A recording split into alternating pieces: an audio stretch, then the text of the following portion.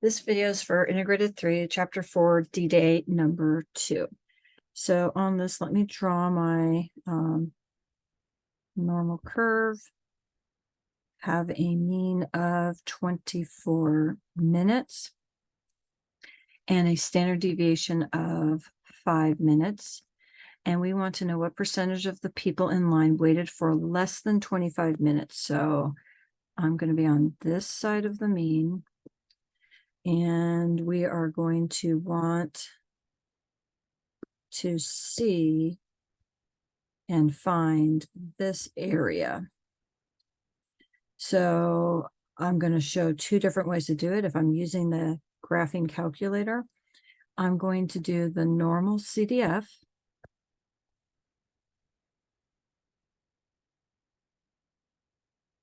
And I am going to put in my lower bound, which is basically negative infinity. So I'm going to write negative 10 to the 99.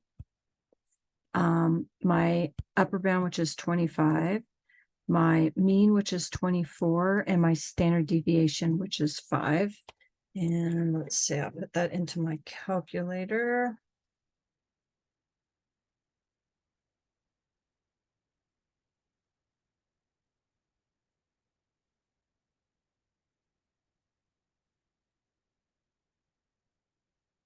And let's see.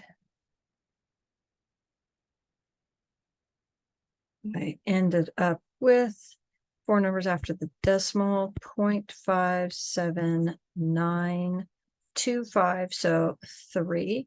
So about 57.93%. I can also use the tables.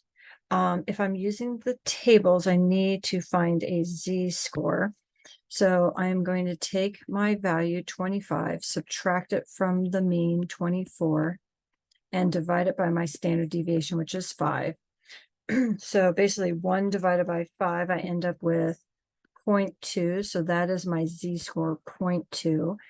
I want to find the area basically from here all the way up to here. So I'm going to use the second side of the table, this one here. And I am looking at, sorry, it was a 0.2. So 0.2. So I end up with a 0.5793, a 0.5793, which you see gives me the same answer. On number 2, a test has a mean of 83 and a standard deviation of 5. So a mean of 83 and a standard deviation of 5. And we want to be in the 80th percentile, which means we want 80%, top 20 basically, but 80%. I want this to be 0.08 from here to here. And I want to know what score is going to give us that. So when I'm doing this, let me just shade. So I know this area. Okay. And I want to figure out the score. So I'm going to do inverse norm. And in my calculator, I'm going to put the area, which is 0.8. I'm going to put my mean, which is 83, and my standard deviation, which is 5. Okay, and when I do that, I end up getting an 87.21 if I push up. So that's what that score should be.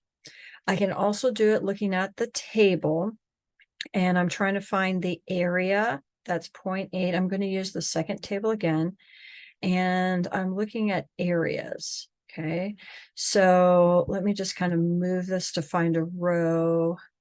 This row right here has 0.8, 0.7910, 0.7939, 0.7967, 0.7. So it looks like it's about here. So it's really kind of, you see these two values here. I'd say the 0.7995 is a little closer, and that would be a z-score of 0.84. So let me come back to my paper. And so I want a z-score of 0.84. So I take my mean, which is 83. I'd add onto it my standard deviation, which is 5, as many times as my z-score, so 0.84. And so let me put that in my calculator. I ended up with an 87.2. So I ended up with the same answer. On number 3, calculate the area under the curve. Okay. So for this, I'm going to do normal. So I'll do it first on the calculator, normal CDF. My lower bound is 63. My upper bound is 65.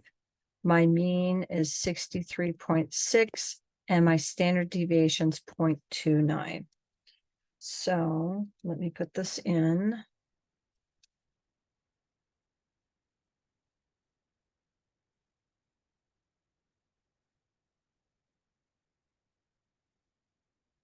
So I end up getting a 0.9807 is the area. Now I can also use the table. I need to figure out the z-scores. So the z-score for 63 would be 63 minus the mean divided by the standard deviation. So 63 minus the mean divided by the standard deviation, 0.29. For this, I get a negative 2.068. So let's say 2.07. Now for the other one, I'm going to take 65 minus the mean, divide that by my standard deviation. And let's see what we get for that one.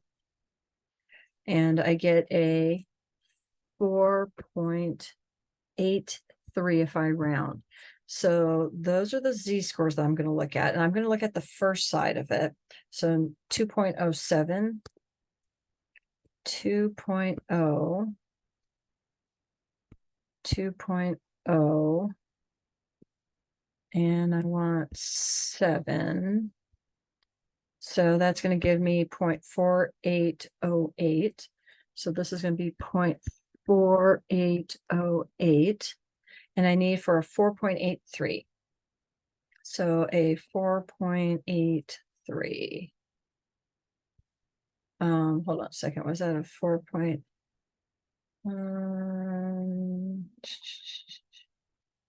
So 4.83 standard deviation. Okay, so for that is basically, if I'm looking here, okay, that's going to be taking me off this. So it's going to be rounding up to, because I'm looking for a 4 point something. Okay, you can see here at 3.49, I'm here. So it's going to be rounding up to a 0.5. So this is going to be about a 0.5. And when I add those together, I get a 0.9808, which is about the same as the answer from the calculator. Now on number 4, relative frequency distribution, been with a 6 and a minimum score of 20. So first thing I'm going to do is I'm just going to write these things in order to make it a little easier. Actually, looks like they are in order. So when I'm doing this, I am going to do a relative frequency distribution. So for that, I am going to be, they asked us to start at 20. Okay. So I'm going to start at 20. So 20, I'm going to have a bin width of 6. So 26, add another 6, 32, add another 6, 38, add another 6, 44. And I'm going to go up 0.1, 0.2, 0.3, 0.4, 0.5. Let's see, I might have to go up further than that. These are going to be the percents. And I've got 1, 2, 3, 4, 5, 6, 7, 8, 9, 10. So if I'm looking from 20 to 26, that's including 20, but not including 26, I have 2. So that's going to be 2 out of 10 or 0.2. So I would draw this up to 0.2. I like to put my numbers up there. The next one's going to be from 26 to 32, but not including 32. So that's going to be 2 out of 10, and that is 0.2 also.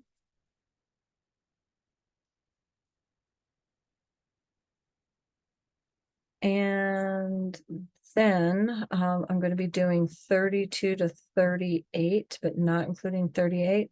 So it looks like I have 4 out of 10 or 0.4. So I'm going to draw this up to 0.4.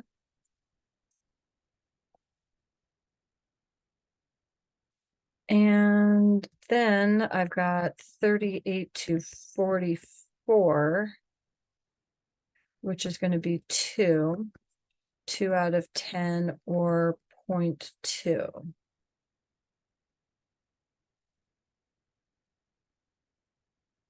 Okay. Now on number 5, Lisa has an online jewelry shop where she sells earrings and necklaces. It takes 30 minutes to make a pair of earrings and 1 hour to make a necklace. And she only has 10 hours a week to make jewelry. In addition, she only has enough materials to make 15 total jewelry items per week. Okay, she makes a profit of $15 on each earring and $20 on each necklace. I'm going to let X equal the number of earrings.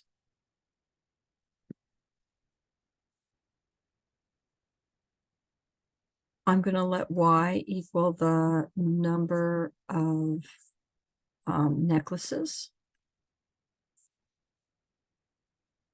They want us to write constraints.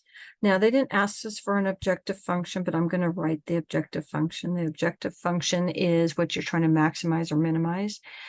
So we're trying to maximize profit, and we make $15 profit on each earring, X, plus we make $20 on each earring, on each necklace, Y. That's my objective function. Then for my constraints. So for the constraints, that's what we have limitations on. It's going to be restrictions. I'm going to write them as inequalities. So I'm going to write one dealing with time. Okay, so we have 10 hours a week to make this, so it has to be less than 10 hours. It takes 30 minutes to make a pair of earrings, so I'm going to go 30 minutes is 0.5 of an hour, so 0.5x. It takes 1 hour to make a necklace, so 1y. That's going to be 1 inequality. She has enough materials to make 15 total items per week. So x is how many earrings plus y, which is how many necklaces, less than or equal to 15. And those are our constraints. Now, 2 constraints I usually also add in. X, or the number of earrings, has to be greater than or equal to 0, can't be negative. And Y, the number of necklaces, also has to be greater than or equal to 0. On number 6, I am going to let U equal the square root of x minus 9 because I see that I have that in two spots. I have it here and I have it here. So I'm going to write 5u squared plus 3u minus 2 equals 0, and I'm going to factor. You can do the area model to diamond. I'm just going to do it this way. I know the front has to be a 5u and a u. I know the back has to multiply to my -2, but it has to also add to a 3u. So I'm thinking a +1 and a -2 because that will get me a 5. That gets me a -2. That makes the 3. And so I know that u is going to equal 2/5 and u is going to equal -1. Now remember, it was the square root of x minus 9 is really what u represents. So that's a 2/5, and the square root of x minus 9 equals -1. This one here, I can't have a principal root, a square root equal a negative, so this is going to be no solution for that part. So I'm going to try the other one. That's okay. I can have a positive 2/5. I'm going to square both sides. I'm going to get an x minus 9 is equal to 4/25. I am going to add 9 to both sides. And so I'm going to get 9 and 4/25, and that's an acceptable answer. On number 7, sketch, we're sketching. So this, I'm going to rewrite it. It's really negative x minus 5 cubed plus 4. So my inflection point or locator point is going to be at 5, 4. So if I am drawing this out, I'm going to go 1, 2, 3, 4, 5, 1, 2, 3, 4. That's where my inflection point is going to be. Now, when I'm graphing this, the negative is going to flip this. So normally when I go over 1, 1 cubes 1. So I would have gone up 1. I'm going to go down 1. And on the other side, as I go over 1, -1 cubed is a -1. Times it by a negative, I get a positive. So my graph is going to look like that. On the next one, it is a square root graph with a negative, so it's going to flip it below across the x-axis. So we have a -3, -4 for our start. So I'm going to go 1, 2, 3, 1, 2, 3, 4. So this is where I'm going to start. And when I'm doing this, actually, I'm going to raise it up a little bit.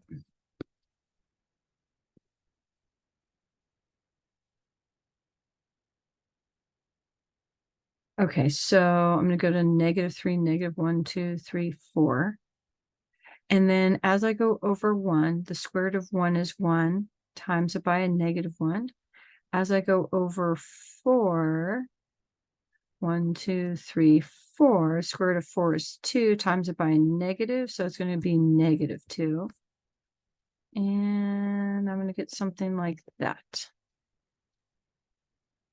On letter C, my locator point is going to be 3, 2. I'm going to have an asymptote at y equal 2. So let me draw in my asymptote here at y equal 2. And I'm going to go to 3, 2, which is here. This is where I'm going to start my graph.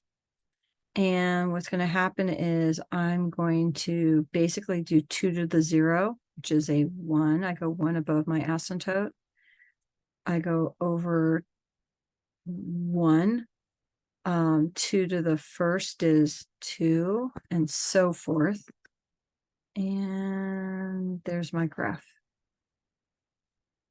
On D, This is going to have a locator point at -4, -6. Okay, so I'm going to go -1, 2, 3, 4, 1, 2, 3, 4, 5, 6. And I am going to have a vertical asymptote at x equal -4. I'm going to have a horizontal asymptote at y equals 6. And then I'm going to go over 1, up 1,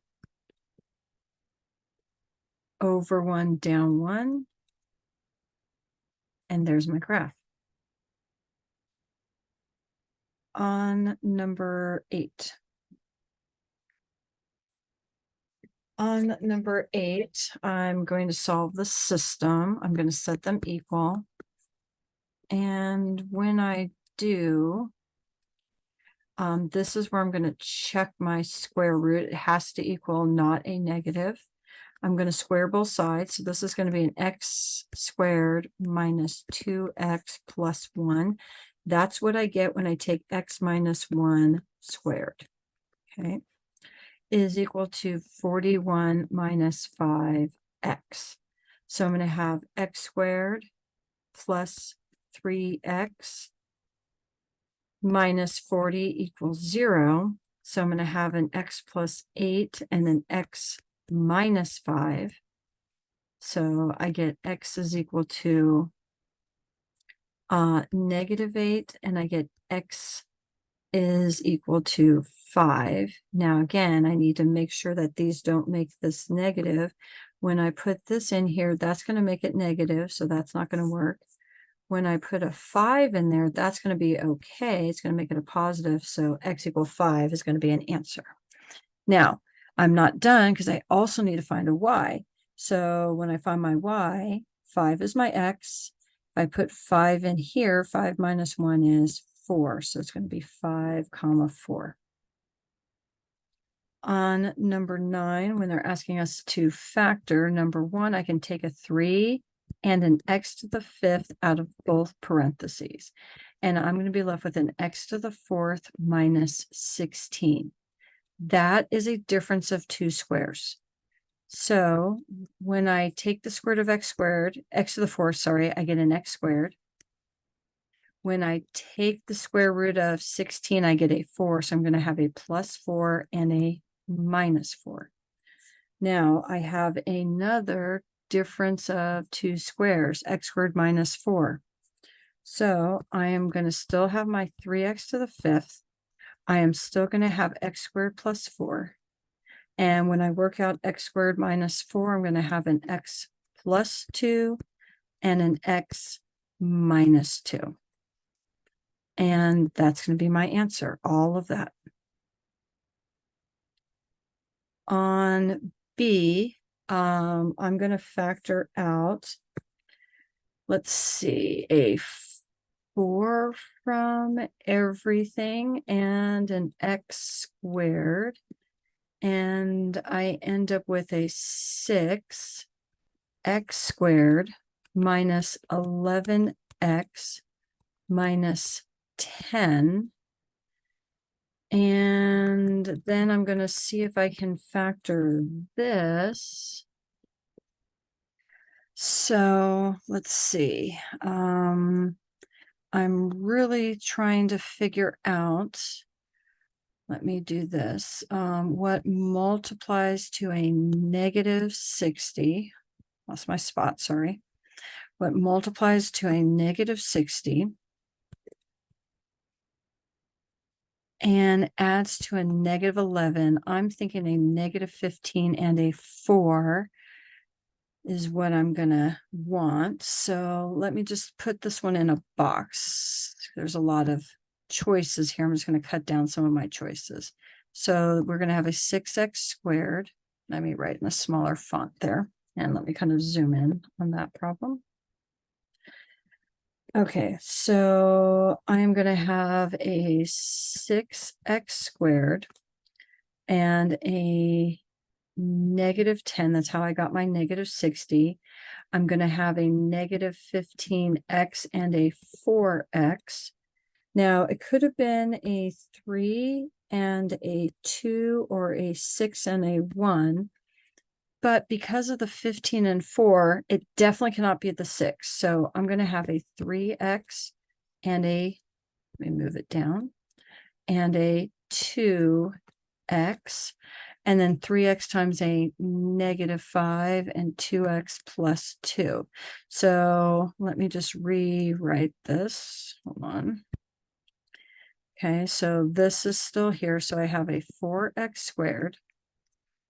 I have a 3x plus 2 and a 2x minus 5. Okay, on number 10. So on 10, what is the domain? Basically, this is going to be one of those reciprocal functions. Okay. It is going to have an asymptote at x equal negative 3. So when I'm graphing this, just to kind of sketch a graph of what this kind of would look like, okay, they're not asking us to, but I just want us to understand.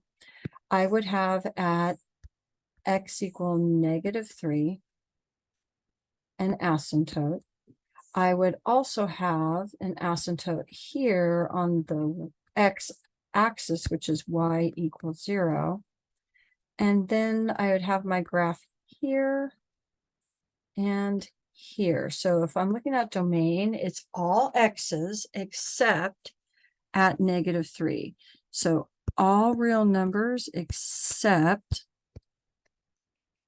negative 3, because that makes my denominator 0. Another way to write it, the left branch is going to go from negative infinity to negative 3, both open brackets because it doesn't touch, union negative 3 open bracket to infinity open bracket. That's another way to write this in an interval form.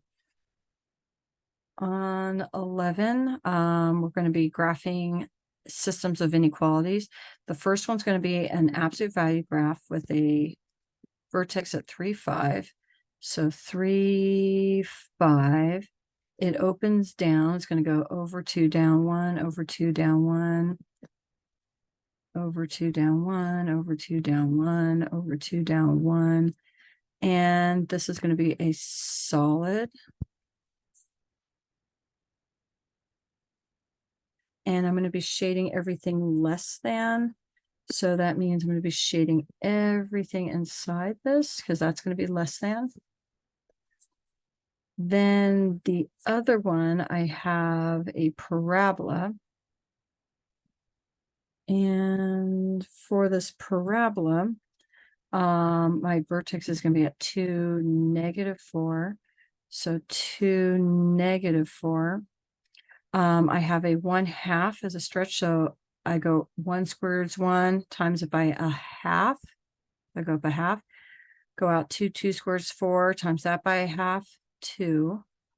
Go out 1, 2, 3, 3 squares 9 times 9 by a half. It's going to be 1, 2, 3, 4 and a half. And this is going to be a dashed line. So let me just make it dashed.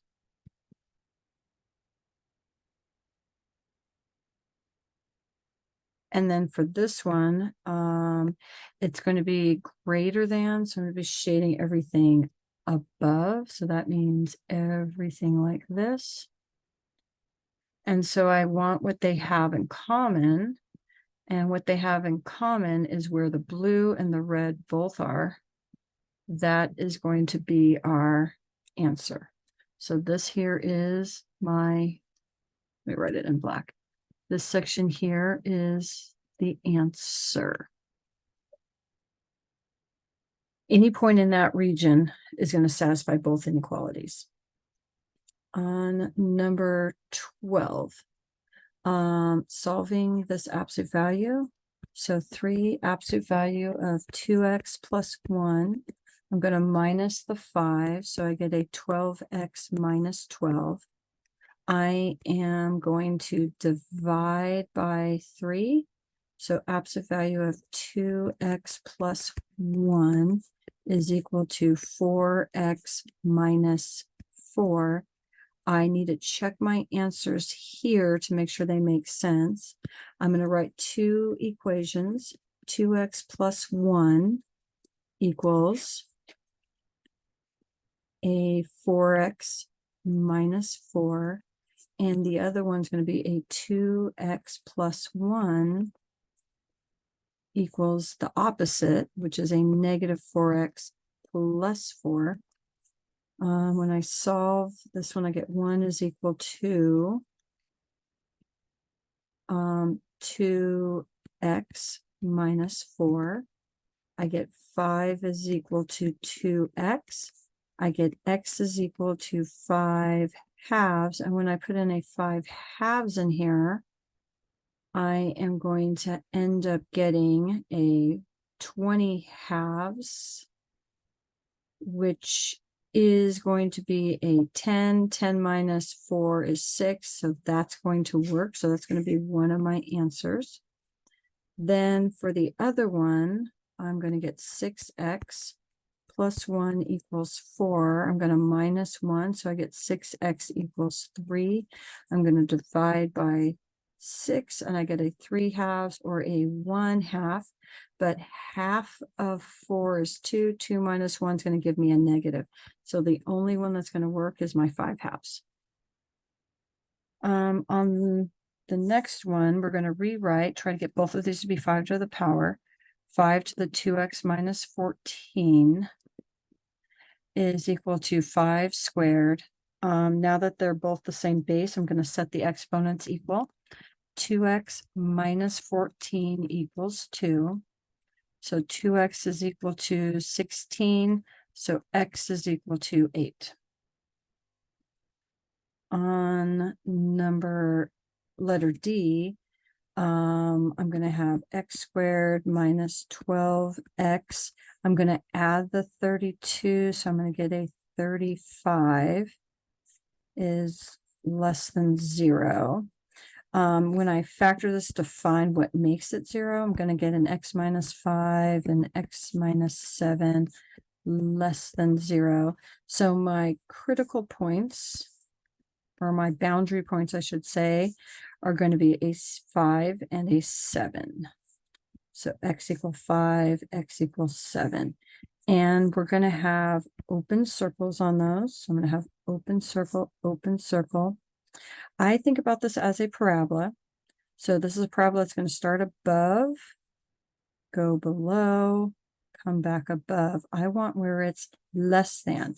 So where it's less than is going to be everything in between here. So that red, that's what my graph is going to be. So it's going to be 5 less than x less than 7. On E,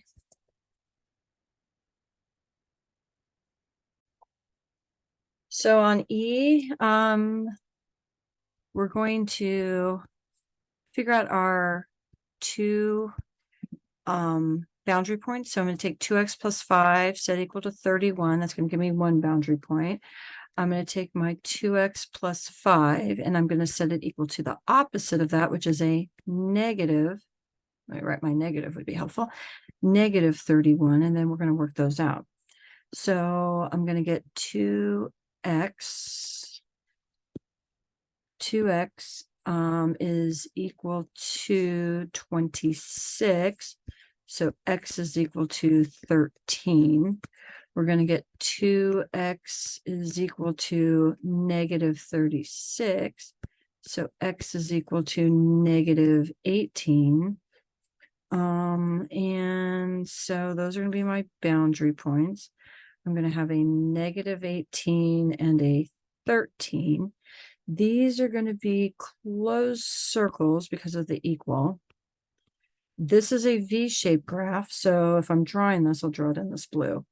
I am starting above. I'm going below, back above. I want it to be less than or equal to. So I am going to be shading everything outside because, whoops.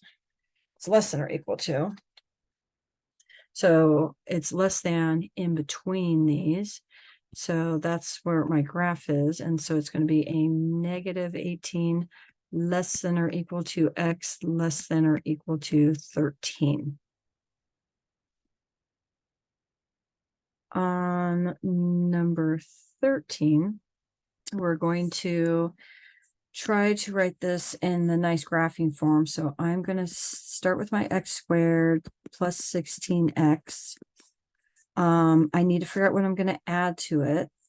I'm going to have my y squared minus 10y. I'm going to figure out what I need to add to that. I'm going to take that 8 and subtract it to the other side. So when I'm doing this, I want to take half of my 16, which is 8. I square 8, which is 64. So I'm going to add 64 here, and I add 64 here. For the other one, I am going to take my negative 10, divide it by 2, which is a negative 5. I am going to square my negative 5, which is a 25. So I'm going to add 25 to both sides. So when I rewrite this, I'm going to have an x plus half of 16 is 8 squared plus half of my negative 10y is a negative 5 squared. And let's see, negative 8 plus 64 plus 25, I get an 81. That's my circle. X and Y intercepts. So the the Y intercept is going to be the easiest one. That's when I'm putting in 0 for all of my X's. And when I do, I always get the constant because any term that had an X is gone. So I'm going to get Y equals 0. That is going to be my Y intercept, which also means it's also going to be an X intercept because that's going to be at 0, 0. Okay. So now let me do my X intercept. So I'm going to make my y 0. So it's going to be 0 is equal to 8x to the 4th minus 18x squared.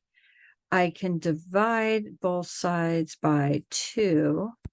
And so I get 4x squared sorry, not x squared, 4x to the 4th minus 9x squared. I'm going to factor out an x squared. So I'm going to have x squared times 4x squared minus 9. That is going to be a difference of 2 squares, this part right here. So I am going to have my x squared, a 2x plus 3 times a 2x minus 3.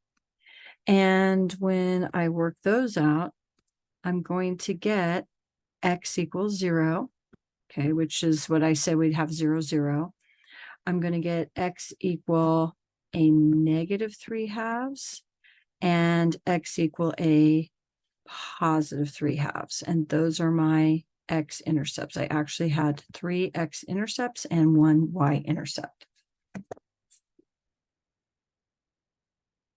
And that's the end of this video.